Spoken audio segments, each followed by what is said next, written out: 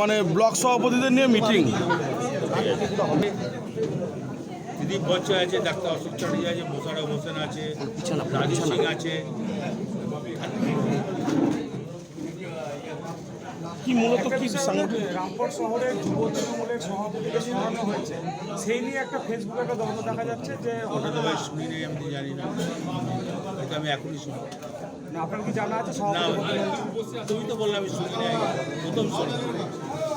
আরেকটা বিষয় হলো বকবীর মিহিলালকে আজকে পার্টি অফিস চত্বর দেখলাম, সে কি তৃণমূলের জঙ্গি বাজার আছে? আশ্রিতা যখন পার্টি অফিসে আসছে নিশ্চয়ই আশ্রিতা যোগাযোগ।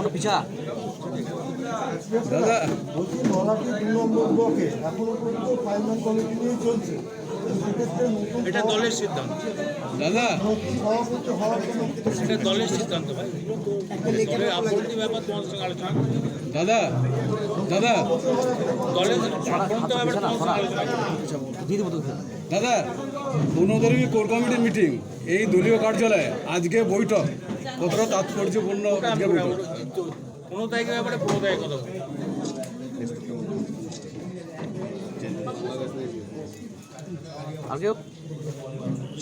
ঠিক আছে ভাই।